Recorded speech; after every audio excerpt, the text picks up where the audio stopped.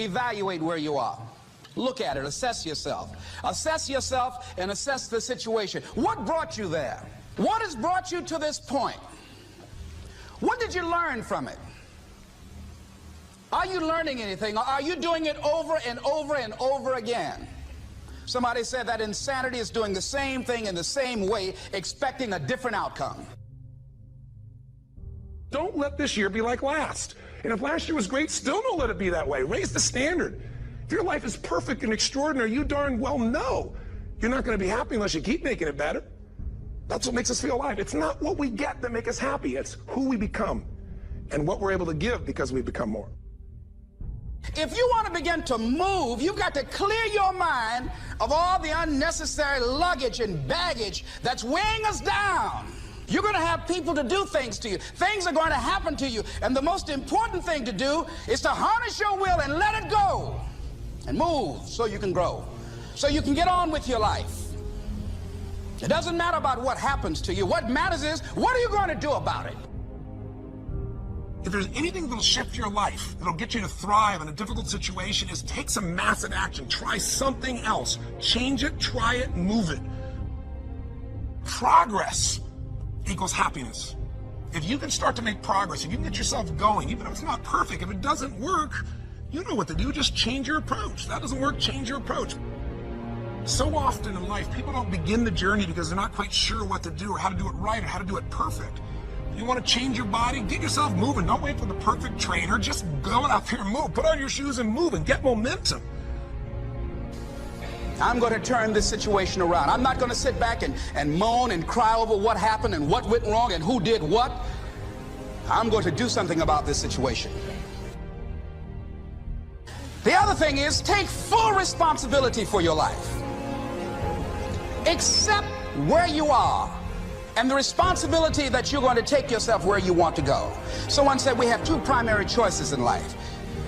We can either accept conditions as they exist, or we can take the responsibility to change them.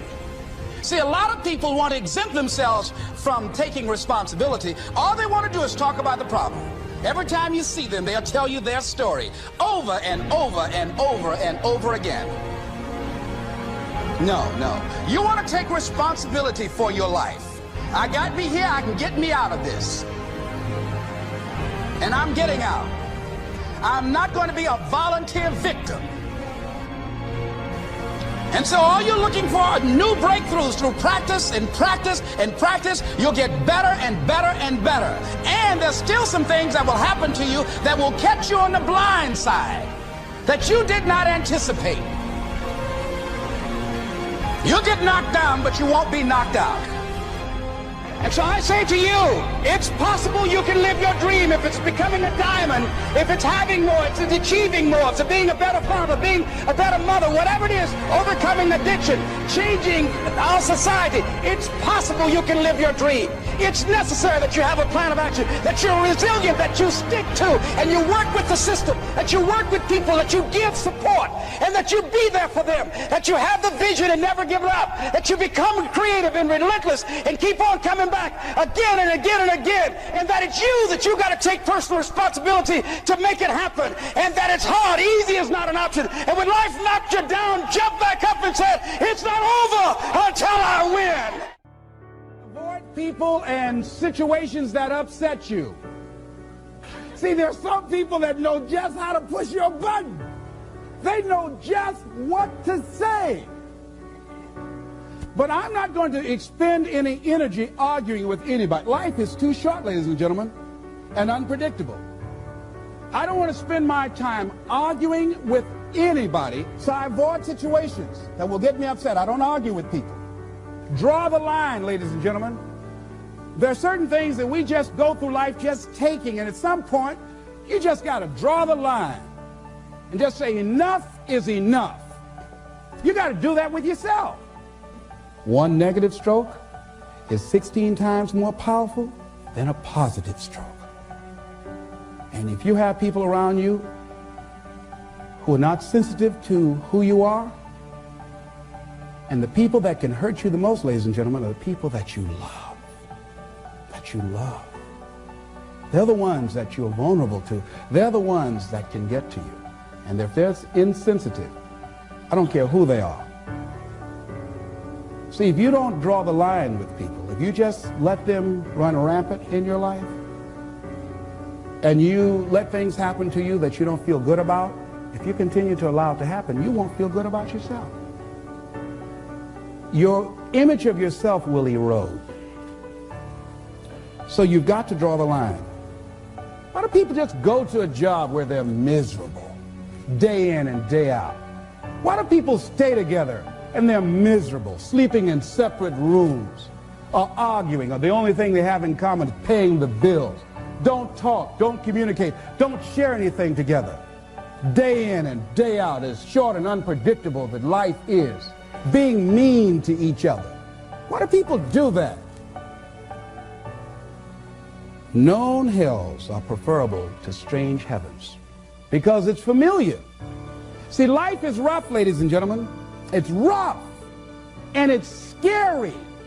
It's scary growing. It's scary taking a chance. It's scary acting on your intuition, on your guts. It's scary. It's frightening. There are people that's tolerating things right now, and they're immobilized by fear. They can see the hammer coming, and they're afraid to even move because it's scary. To go against the dominant thinking of your family, friends, and those people you associate with every day is perhaps the most difficult act of courage you will ever perform. See, when you start growing, when you start changing the way you walk, the way you talk, the way you act, the way you respond to things, the way you use your time, when you start saying, no, I can't do that. Why? You're too busy. You don't have the time. No, I have my own agenda. So if people can put you on a guilt trip, they will. And use you and abuse you over and over and over again. You got to draw the line. You have to draw the line on them. Don't go through life feeling like you're powerless. Victims are people that are powerless. You're not powerless. You are powerful. You direct the power in your life. Whatever your life is right now, it is a duplication of your consciousness. It's a result of how you have decided to use your power.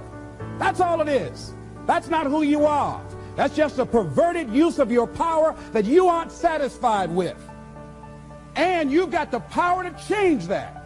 Wherever you are, how, I don't know. But I know you've got the power to do that. But you don't know what has happened to me. It really doesn't matter what has happened to you. See, the only thing that really matters is what are you going to do about it? That's all that matters. That's all that matters.